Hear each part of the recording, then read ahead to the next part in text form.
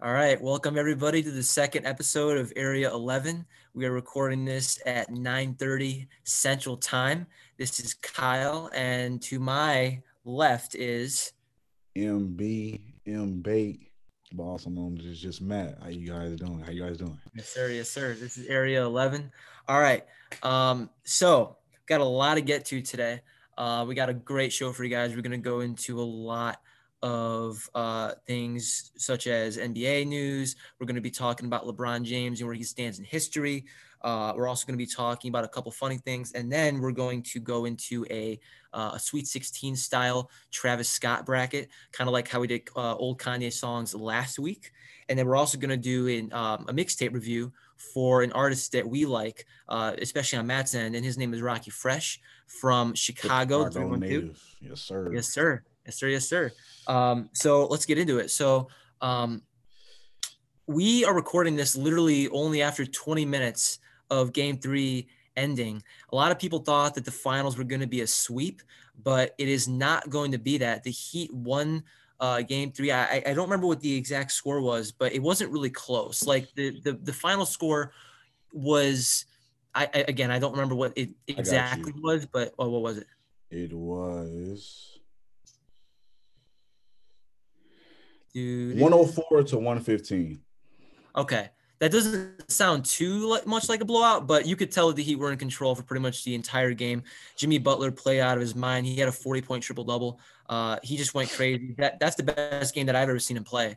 And Yeah. so I guess we can get to start off, Matt. Like, what are your through three games so far? What are your impressions of the finals, and how do you think it's going to turn out from here? Well, originally, um, I had the Heat winning at least one game. Um, I guess it's safe to say that this was their one game that they won. Um, I'm gonna be honest with you guys. I didn't watch the whole game. I tuned into the fourth, um, just to see how things went in. Because when I tuned in originally, they were down by 5 points, maybe. They came back, and I just felt that that last quarter that they weren't connecting, obviously on shots, but everybody kind of seemed to be on their own island. Um, Obviously, like Kyle said, Jimmy Butler went off. I know on Twitter I've seen people saying that he was back in his Bulls bag. He was doing his thing. Um, they just seemed to be the better team tonight. Everybody was connecting, hitting their shots. Obviously, Jimmy Butler's doing his thing. Tyler Hero. Um, Hero ball. and my man, I can't forget Duncan Robinson. And it's crazy. I was watching with my dad, and the way that Duncan Robinson, now obviously, like as you guys know, I'm a Michigan fan, go blue, and so I've been seeing this kid like go crazy with us. But now that he's in the NBA on a big stage, the way he shoots the ball reminds me of Steph Curry and Klay Thompson. Like, and what I mean by that is his confidence is going up, but just some of the shots he takes, I'm like, that's like, what are you doing? What kind of shot? But obviously they go in. So I think, him getting those reps of just shooting, um, is definitely, boosting his confidence. So good job to the Miami Heat, but obviously I feel like the Lakers are gonna come back stronger than ever. So Yeah, so to kind of bounce off Duncan Robinson for a second. I mean, it's actually funny. He really didn't play a very good game tonight until that the is final true. couple minutes Yeah. when he had a couple really good defensive stops. But I mean, for Robinson though, I mean, agree. I mean, throughout the entire playoffs, he has been a savant Going from nuts. shooting. I mean, it's not that he's just an elite shooter. Even when he has the ball for like a second, he always seems to make really good cuts. He always seems to pass the ball when he's like kind of like hopped in the air, like Yeah. cross shoulder. He's a really smart player, and obviously his shooting ability is incredible, and I do think it has the potential to be comparable to a guy like maybe Klay Thompson, who's just an excellent Mm-hmm. spot up shooter. But obviously he has a long way to go. But I do think that his potential is there. His shooting stroke is unbelievable. But getting back to the actual finals, I thought the Heat just looked dead in the water after 2 games. My original prediction was that the Lakers would win in 6, but that was with Bam and Goran Dragic Right. in the lineup. And now that they're not playing, or now that they haven't played the last 2 games, I thought the Lakers were going to sweep them. I didn't really give Miami really any shot. Bam being the great post presence that he is, and Goran Dragic being their leading scorer in these playoffs, I thought the Lakers were just going to torch them. But the Heat played really well tonight. They played with a great energy. They really came out firing. They really gave LeBron trouble. James, I think, almost had a triple double, but he really didn't play his best. And Davis didn't really get a whole lot of shots either. And their shots weren't falling. And the Heat just Yeah. played a really good style of their own defense. I think they played zone for a lot of the night, I would say. Mm. So they just played exceptionally. Butler was just playing out of his mind. I do think that the Lakers are still going to end up winning this thing. I think they will win in 5 or 6. My gut tells me that they'll probably still win in 6. I think Jimmy Butler is definitely in his bag right now. He definitely has at least one more great game in him that he Yeah. could will his team to win in. But I just think the combination of Bron and Anthony Davis and even guys like Rajon Rondo, Alex Caruso, Markieff Morris, I just think they just have too much for Miami to handle. And I just don't think that Miami really has any answers for those guys long term in a 7-game series. But I don't know. I mean, stranger things have happened, but I still have the Lakers winning this whole thing.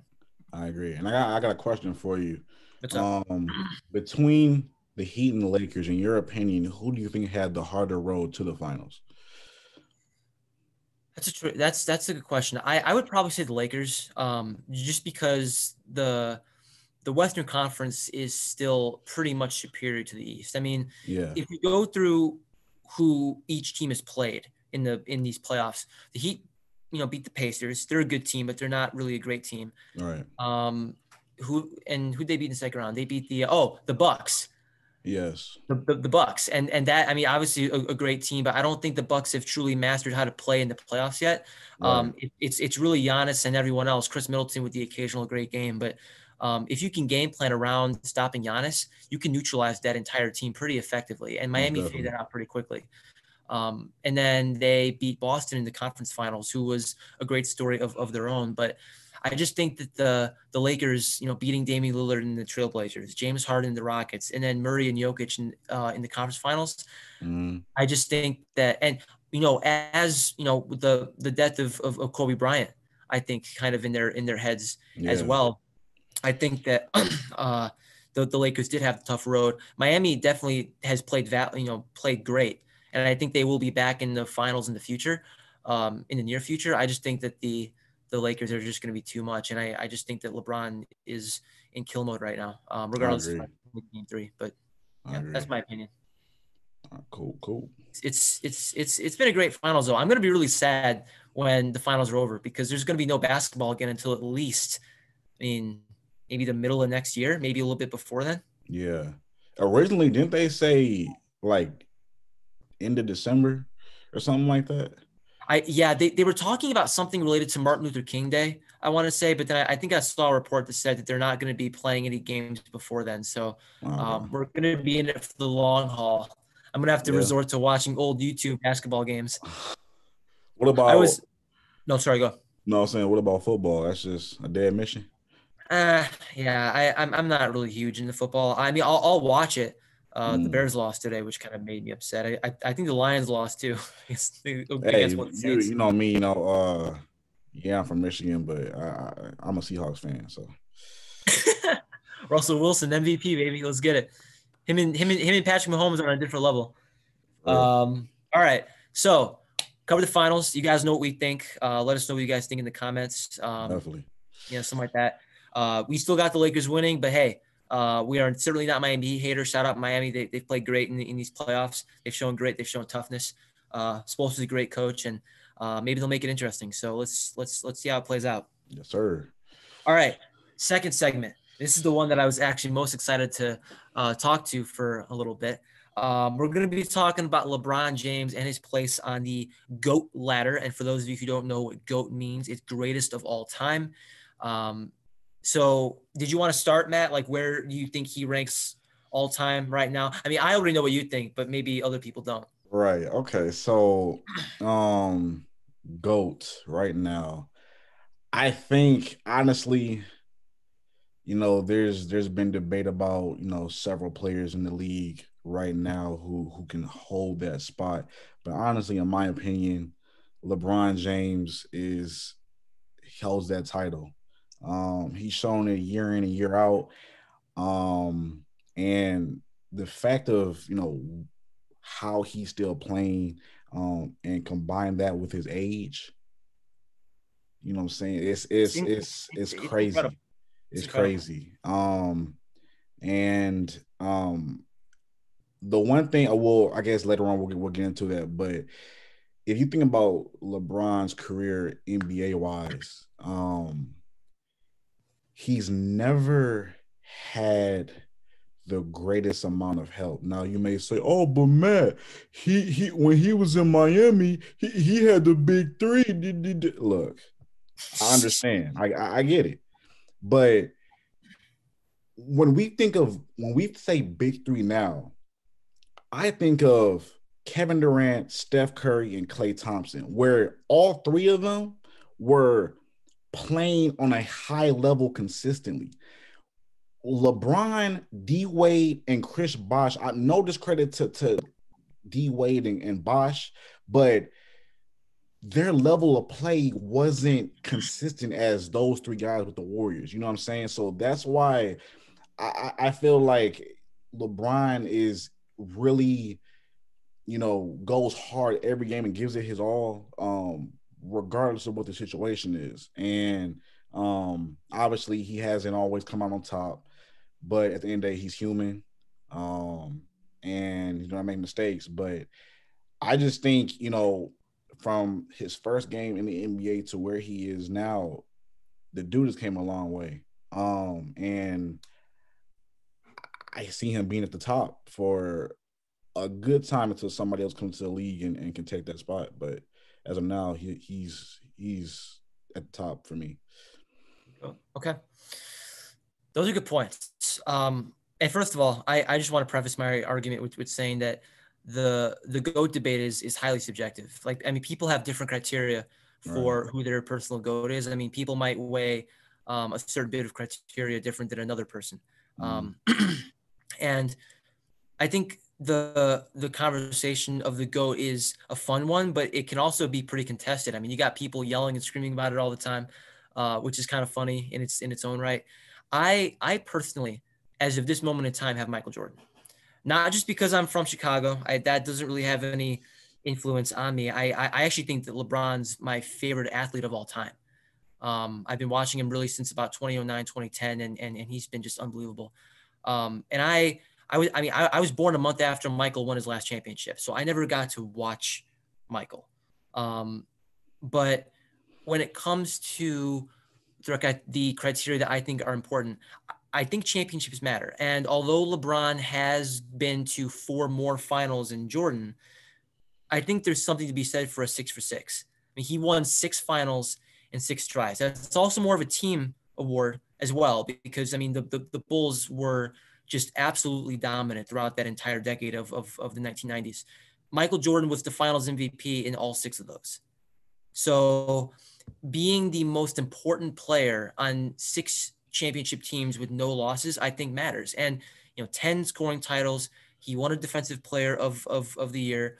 And I think more than that, his game transcended the sport. If you really look back on NBA history and look at how the NBA arose from the doldrums in the early 80s, it was really, Magic Johnson, Larry Bird that saved the NBA because of their rivalry. But Mm. Jordan was able to, with his dunks, with his consistent playmaking, um, you know, just traits, he was able to put basketball on such a world stage, and that really put the NBA on just a completely different course than it was on previously. And I think his legacy is super important, and I think that that's really one of the main reasons why he is the GOAT. He's the greatest scorer of all time.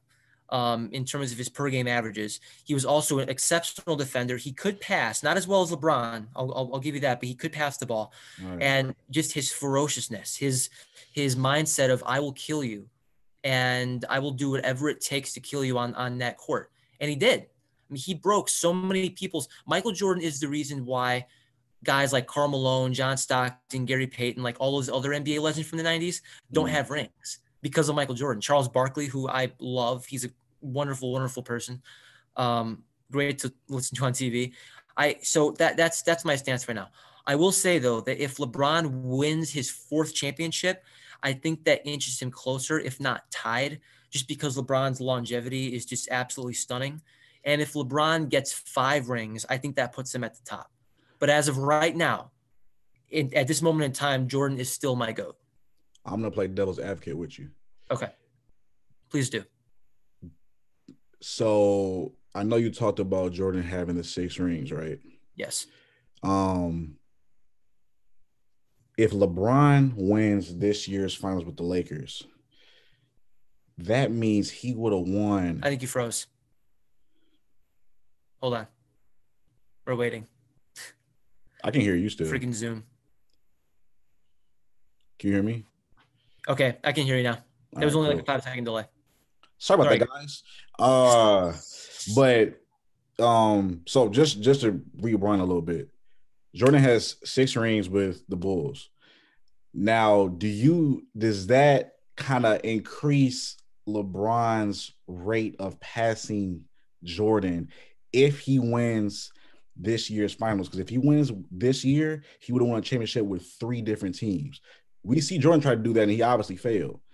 But I think to do that, well, my thing, like I said, I already think he passed Jordan.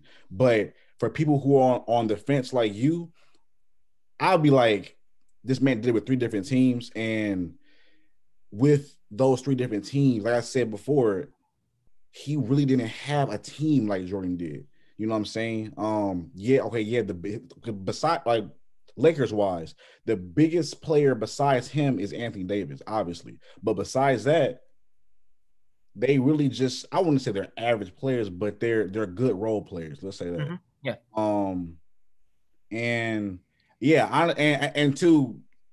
I feel that Jordan, from the time that he was in the league till now, never had a great coach. He's had decent coaches, average, but again, LeBron is the coach when on the team. You know what I'm saying? So I think, like, I look at stuff like that, and it kind of, I felt like Jordan started from scratch. LeBron started from scratch. Jordan kind of got his way into the league with a great supporting cast, including coach. So, well, so here's the thing about that. I will give you that LeBron probably did have to start a little bit more from scratch than Jordan. Jordan actually came into a franchise that was kind of sad. The Bulls had a couple good years in their franchise history, but they were a lottery team for a reason. I mean, they were still a pretty bad team. And I think in Jordan's case, I think for his GOAT claim, here's what I'll say. During the entire 1990s, not including his retirement years in the mid 90s when the Rockets won their 2 championships. Right. Jordan had the entire league on lockdown. I mean, I think I already kind of alluded to this, but there were several NBA legends that do not have rings or have less rings because of Michael Jordan's impact on the game. And I think regardless of him having a legendary coach, regardless of him having guys like Scottie Pippen on his team, Michael Jordan was consistently the main scoring option by far. Yeah. And really defensive option too. I mean, him and Scottie Pippen were probably their 2 best defensive players, especially in their first repeat. I mean, when they got Dennis Rodman back in the second repeat, he was obviously an incredible defensive and rebounding force. But Jordan was able to do it at an elite level on offense and defense for a period of years. I think that in LeBron's case, he has always been an exceptional offensive talent, and he has had some great defensive years too. But I don't think there's any question that Jordan was probably the better impact defender. Jordan, because Bron's probably the most versatile defender because of his size. Yeah. But in terms of his intensity and in terms of just his technicality, I think Jordan probably beats LeBron on that front. And obviously the the the unstoppable mid-range shot that he had to, that I didn't get the pleasure to watch in real time. But I just think that Jordan still has him right now. Not to say that Bron can't pass him. I think that he has the ability to pass him. I just think that Jordan's combined legacy right now is probably still a little bit too much for Bron. Okay. Now I have a question and I have a statement. Okay. The question is, if you had prime Jordan and prime So this is into our LeBron, next segment now. Okay. who would you have winning? I mean, for me, it's still Jordan. If we're talking about primes, now what we were just talking about was like careers. Yeah, Because yeah, yeah, prime, yeah. yeah. And actually, I guess that's kind of a bit. I mean, I think that reinforces my GOAT argument. If you look at any advanced metric or any basic metric, really, Michael Jordan was just better in his prime than not just LeBron, than anyone. I mean, Michael Jordan in the late 80s and early 90s was routinely scoring 34, 35 points a game while being a defensive player of the year candidate. I mean, he was incredible. There was nothing that people could do with him. I mean, he was guarding your team's best defender or your best offensive player while potentially giving you 40 or 50 on the other end. And even for a 6'6" guard, I mean, he was pretty skinny, especially in his early years. For a 6'6" guard, he was still grabbing. I mean, he could grab north of 15 rebounds in any given game. He had a game against, I think it was Cleveland, maybe, or maybe it was Boston, where he scored 69 points maybe and grabbed almost 15 or 15, 16 boards. Just incredible. Here's what I'll say. I'll plug this one website. If you look at basketballreference.com and if you type in Michael Jordan and you go down to his advanced stats and compare him to LeBron's advanced stats at both their peaks, Jordan was more valuable to his team. He had more offensive win shares, and he just contributed more wins to his team on that kind of level. So for me, give me late 80s, early 90s Michael Jordan over any point arguably in LeBron's career. So you think that just with LeBron's pure dominance, he wouldn't take him on a one-on-one and body him? Well, now we're going into a different thing though. For one-on-one, I still think it would be a great one-on-one battle. I think that LeBron would have maybe the slight advantage just because of his size, but we're talking about overall peaks and what they do against other competition. Oh no, I was talking about just one-on-one, just like Oh, pick up, just like if they were oh, on a court, just them. I would probably, yeah, I would probably, I mean, my gut tells me LeBron by a little bit just because of his size. Yeah. I think the size portion. I mean, because you got to remember. I mean, Jordan played in an era where physical training. I mean, obviously he trained very hard, but his if you were to transport Michael Jordan's body from like 1990 to here, James would manhandle him because he's just so much bigger. If Michael Jordan had access to training nowadays, though, it'd be a much. I feel like it'd be a different story. But I would still go with I would probably go with LeBron and just in a one-on-one. That's more like it. All But right, we're now not look. okay. No, what's up? I'll let you talk. I'll let you talk. No, I was gonna say this next point, it kind of just makes no sense about it. Kind of, I guess it's a waste of time of what we just said. But the one thing that I was talking to my dad about this is, for years now, it's been the debate between Jordan and LeBron, right? Mm-hmm. But on paper, if you really think about it and do the research, wouldn't you think the real comparison should be between Jordan and Kobe? I think that because I feel like Jordan and LeBron have two completely different play styles. I think that as far as their teams, they were both leaders, and we could agree on that. But when it comes to like off the rip, they play two different positions. Could they play all positions?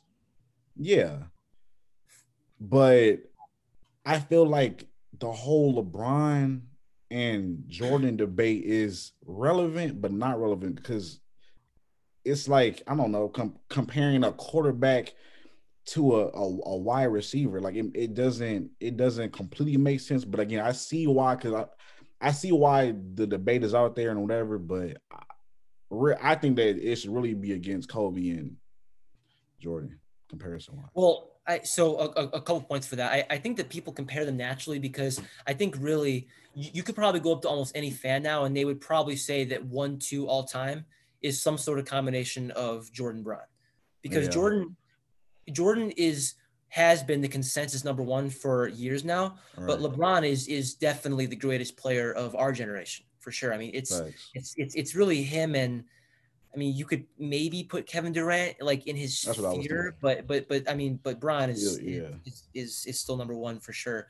Easy. Um, I think that uh, I mean, and honestly, all respect to Kobe Bryant. Rest in peace. Oh yeah. Yeah. Yeah. Yeah.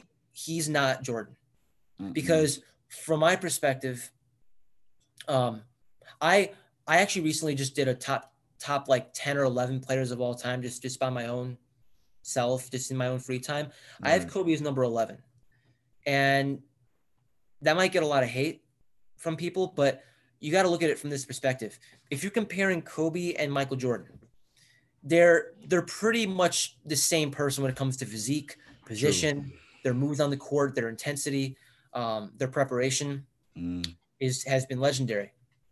But Jordan's efficiency is way better than Kobe's.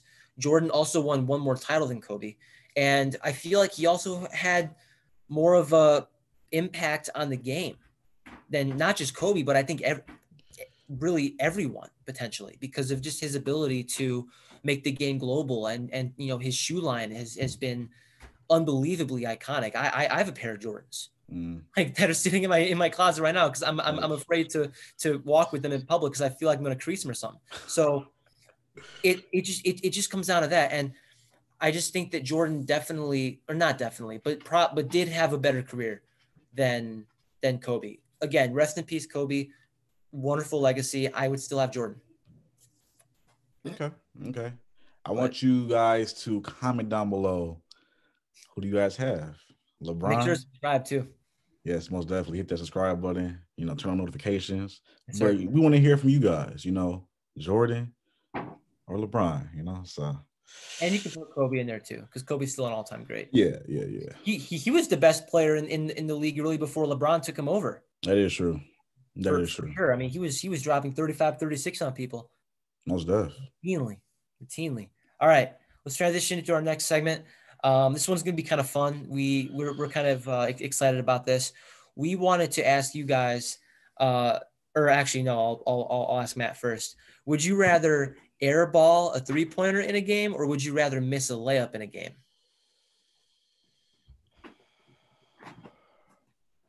I feel like You they're pick they're poison at that both point. they're both embarrassing. Um I just feel like I gotta go airball in the three, just because when it, like, I guess depending on what level you're playing at, the pro league elite at least, making your layups is fundamental. Like, you're supposed to make layups, like it's automatic. Um, so when players miss these easy layups, it's like, what are you doing? Like, you're at the highest level. Why? Like, so I gotta go with 3 point, just because it's, sometimes, I don't know, it's different reasons why you can air ball. Maybe the ball slips out your hand. You don't have enough shot. I mean, strength behind it. It's different reasons. But like I said, either way, you're gonna get laughed at. You might get shacked in the fool. But me personally, air ball in the three. How about you? So I was having trouble with this because I've done both of these before. We all have. And the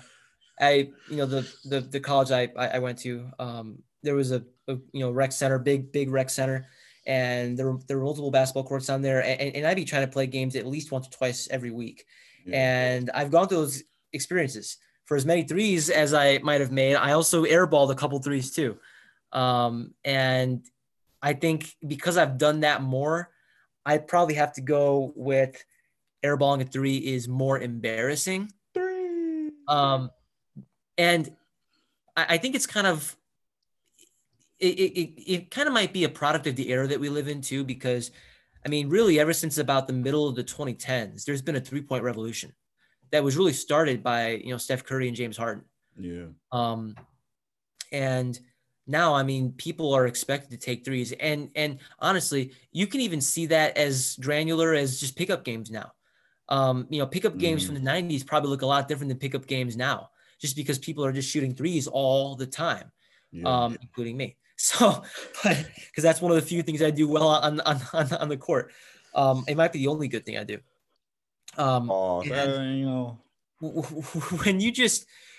when you airball a 3-pointer, it's so like it's such a drain to your morale, because you take a 3, you think you're gonna make it, and then all of a sudden it just doesn't hit the rim, and then you just have to run down the court thinking, what the hell just happened? Missing a layup might honestly not be as bad as people think it is, just because if you miss a layup, it's probably because there's traffic in the lane that you have to contend with. Maybe Yeah. like missing an open layup might be worse. But if you miss a layup, but it was pretty contested, there's really not too much you can do with that. I mean, obviously it still sucks. If you airball a 3, though, you're not getting as much contact as you would if you're down in the low post area. So I feel like airballing a 3 is it's so embarrassing. But then you just have to shake it off and then just take the next one. And if you airball that again, then you're definitely going to get Shacked in a fool. Hey, you heard what Big Sean said. You can't afford to miss a layup when you win the playoffs. Shout out Big Sean. We did him last episode. Yes, sir. You should have checked out Detroit too. Big Sean, if you listen to this, free marketing for you. Yes. Shout out, hey, Big Sean. I'm a huge fan. Yeah, let's hit this dude, Let's do it. Not me. I don't have any music skills at all. You do though. Okay. He can come for the ride, so For sure. Okay. All right. So we've covered that. Let us know what you guys think. Now it's time for a treasure trove of another Sweet 16 bracket. And this time we're going to do Travis Scott.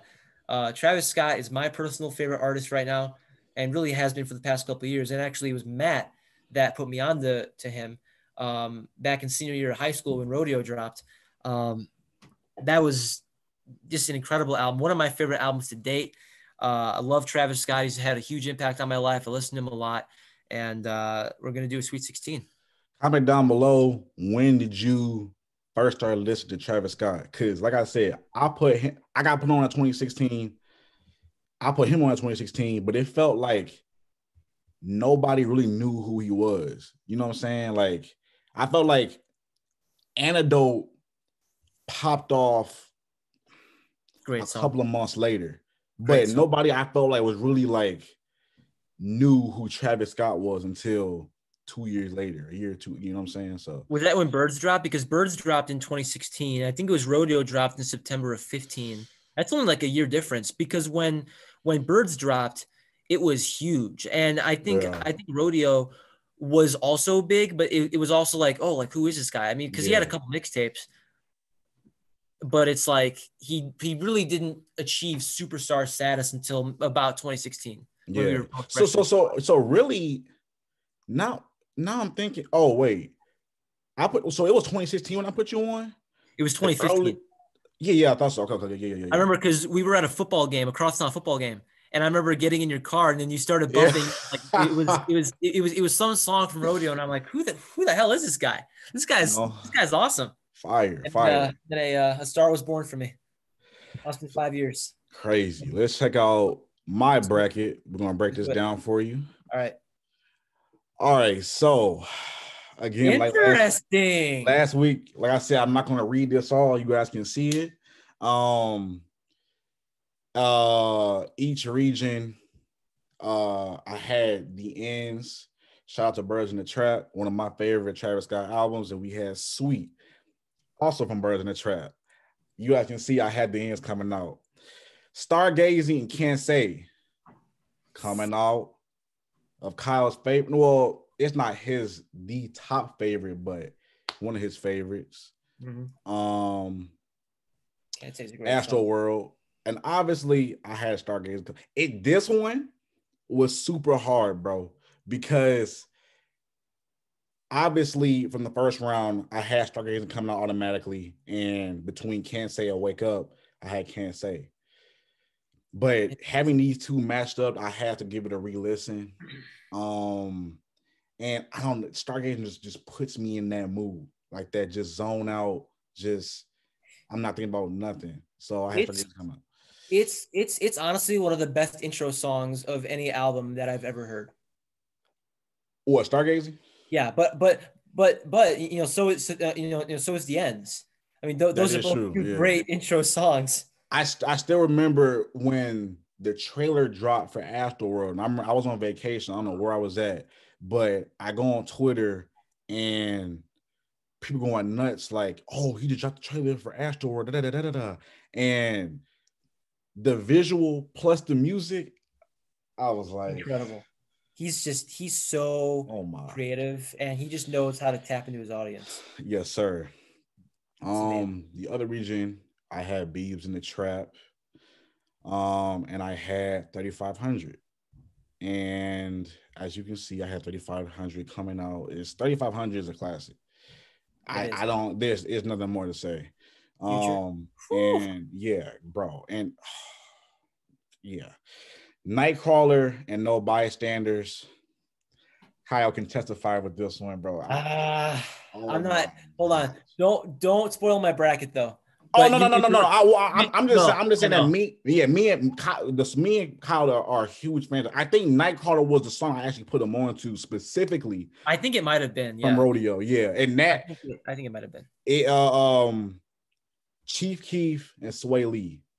Oh my! Now, realistically, you'll be. That's a very interesting combo. It worked. It worked. And honestly, I'll tell you kind of off camera.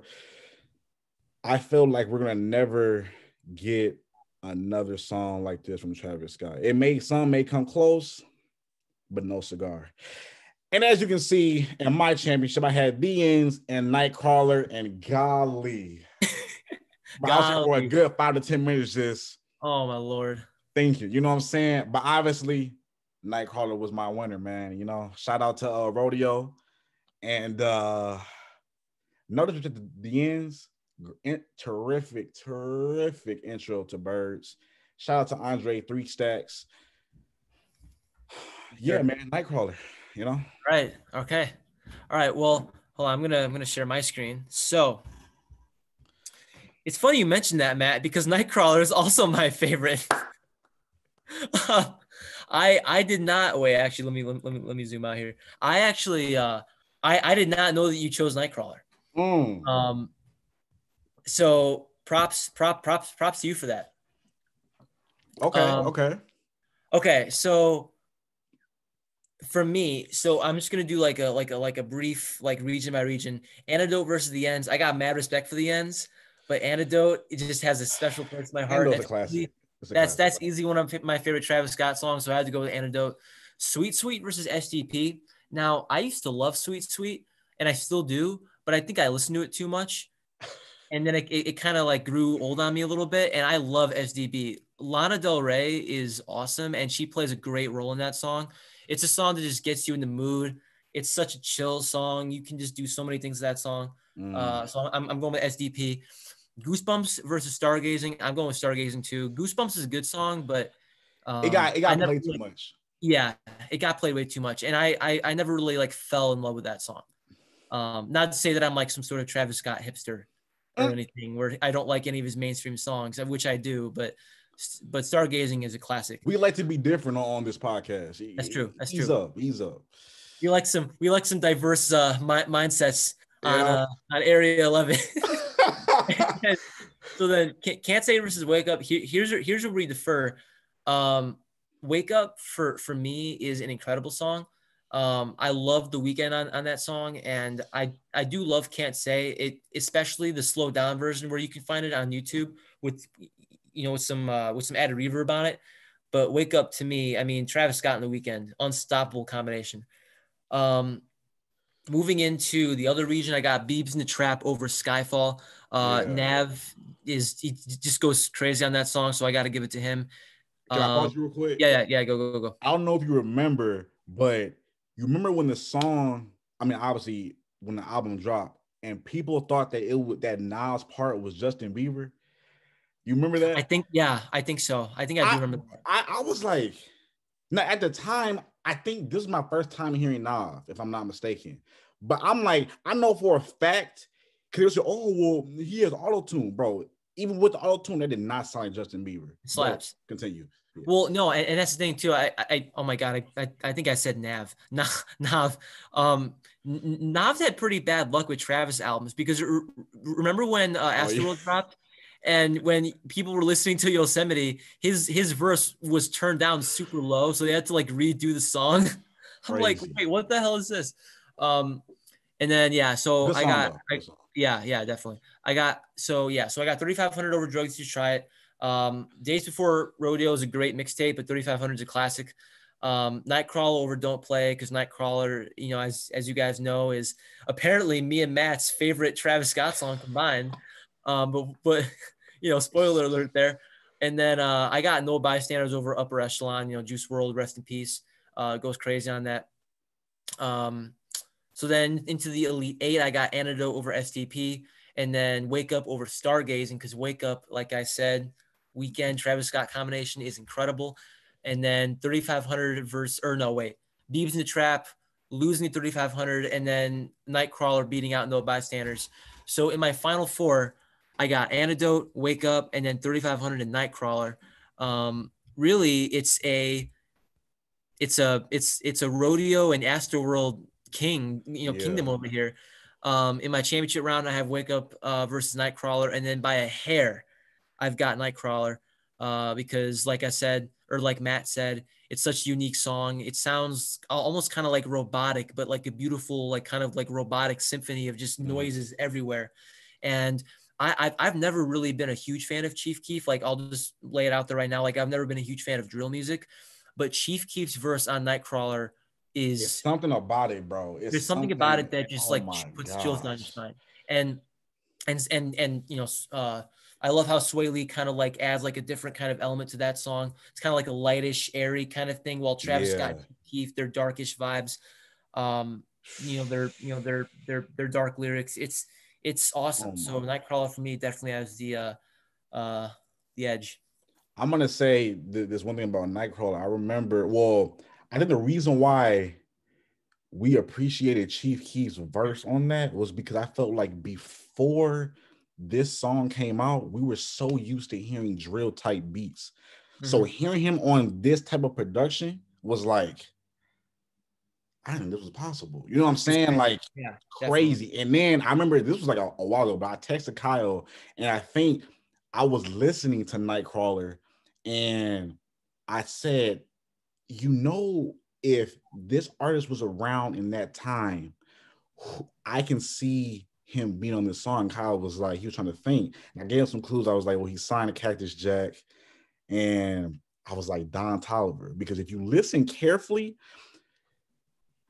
Sway Lee doesn't sound like Don Tolliver, but if you took out Sway Lee and replaced him with Don Tolliver, I That feel would like be that that'd be song would be fire. that would be awesome. Maybe we Fire. should like at Don Tolliver on social media and see if he can do that. Most definitely. Most That'd be definitely. awesome. That'd be crazy. All right, so let us know what you guys think about our Travis brackets. I'm sure we got some Travis fans listening, maybe. So just let us know what you think. If you Uh, haven't listened to Nightcrawler, go back and listen to because obviously you guys saw the bracket. Though that was our champion for the, you know what I'm saying, the whole thing. So it's at this point you gotta listen to it. You got to. and that wasn't staged either. I Oh actually had yeah, no no, idea. no. I had no. I mean, Matt already knew that my favorite was Nightcrawler, but I didn't know that his favorite was Nightcrawler. It I was honestly tough. I honestly thought that you were gonna choose either the ends or 3,500. That's fair. That's fair. 'Cause I think I had 35 coming out from that region, and I had Nightcrawler, or did I have Nightcrawler beating? I can't remember, but I know that they came from the same side of the bracket. Yeah, But crazy, man, it was crazy. yeah, it was awesome. All right, so we've talked about a lot of things today. We're gonna end it off with an album review, like we will continue to do. This time we're gonna do a mixtape review. For a Chicago artist that you guys may or may not have heard of. His name is Rockie Fresh. Matt, that's one of his favorite artists, at least right now. I was actually put on the Rocky Fresh by Matt a couple years ago, and he's released a couple really good songs I've added to my playlist cumulatively. So he's got a great album out right, or great mixtape out right now. And Matt, you want to take it off? Yeah. So the mixtape is Slide Through, just to show you what's up. It's crazy because I follow Rocky Fresh on Twitter, and Rocky, if you watching this, bro, like I said already, the album is great. You trying to collab with us? Hey, we just a DM away. Yes, But sir. Yes. yeah, I thought this mixtape was wonderfully put together. I told Kyle about it before we started shooting, and he asked me how many songs was, and I told him 13. And what you say, Kyle? You said that was the perfect amount of songs for you. Perfect amount of songs. But that's a whole different story. But like really, for me, anywhere from like 10 to 14 songs is perfect because it's not oversaturated. It's just Yeah, enough listening time. yeah. Beautiful. And I was a fan of that. I thought it was amazing. Obviously, last week we showed love to Detroit native, Big Sean, and now this week we're coming at you with a Chicago native, which obviously me and Colin are living in Illinois right now. So, it's only right. Rocky Fresh, he's been through a journey. I remember, obviously I wasn't there from the very beginning, but I was with him when he was signed with Double MG. And if you don't know who Double MG is, Maybach music. Maybach music with Ricky Rick Rose. Ross. You know what I'm saying? They were huge when we were in middle school. Oh yeah. Remember that? Oh They my were dropping tracks gosh. left and right. Him, I mean Rick Ross, Meek Mill, Meek Mill. Shout out Wale. Meek. Yeah, Wale. Wale. Oh my Who was powerhouse. who was on this mixtape, by He the way, that was. He was. So it's good to see that they still have a relationship together.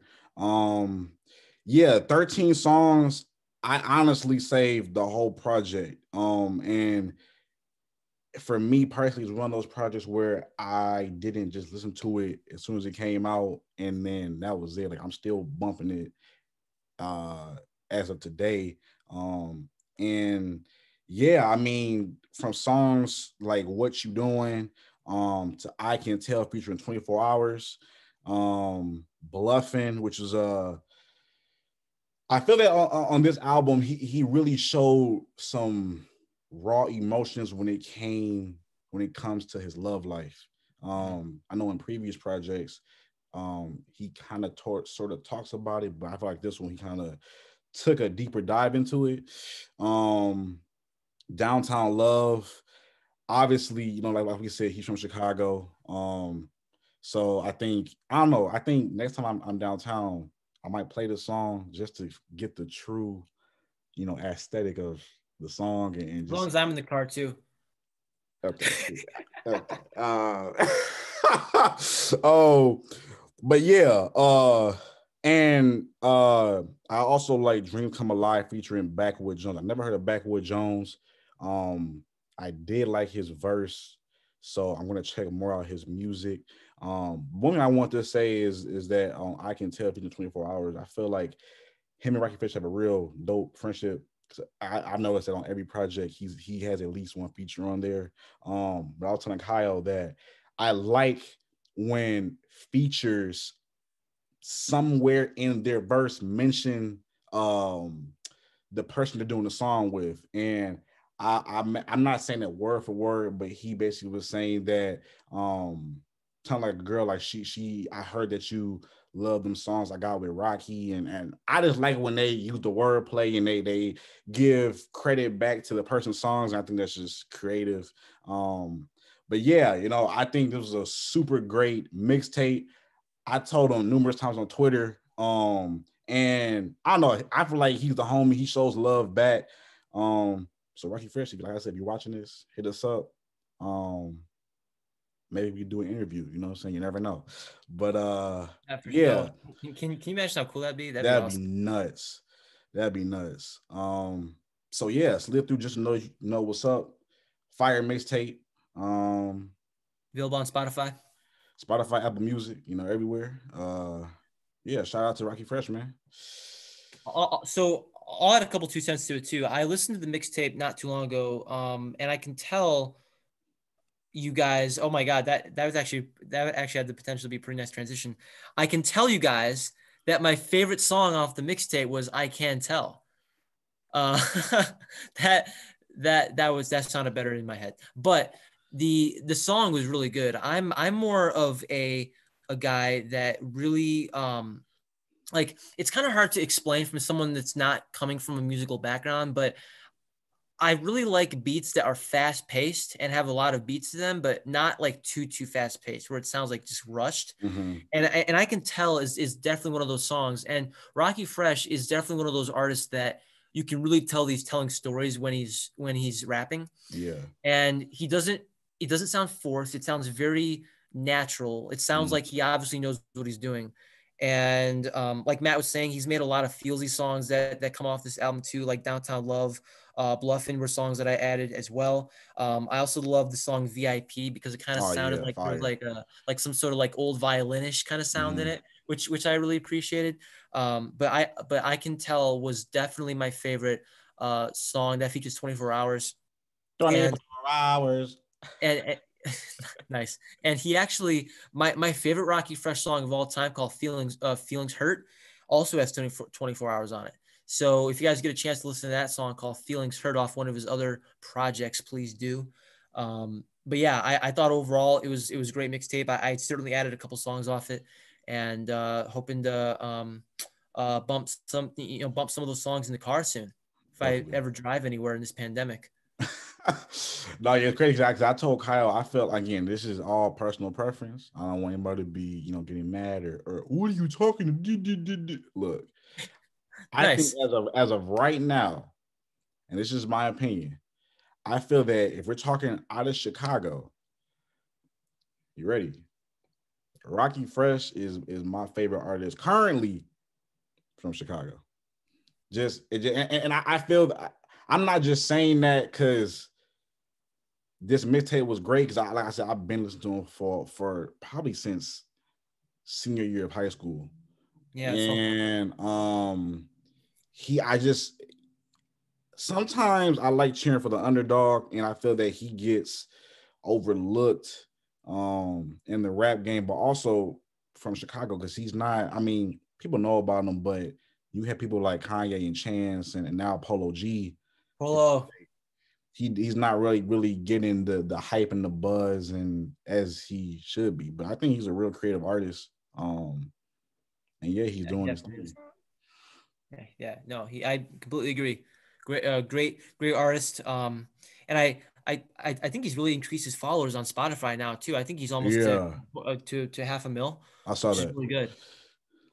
So yeah. Crazy. So shout out Rocky Fresh. Go listen to And that let us know what you mixtape if you get. can. Yeah. And yeah, so guys, just let us know what you think about the mixtape. I think it was great. Matt obviously agrees, and go from there. But with that, I think we covered everything. We talked about the NBA Finals. We talked about LeBron and Jordan. We had a scenario that we talked about. We also talked about our favorite Travis Scott songs, and we did a Rocky Fresh mixtape. That was pretty productive, my man. Yes, sir. Yes, sir. That was Hey, I good. hope you guys enjoyed this episode. Like we said, continuously we're gonna keep on banging out the content.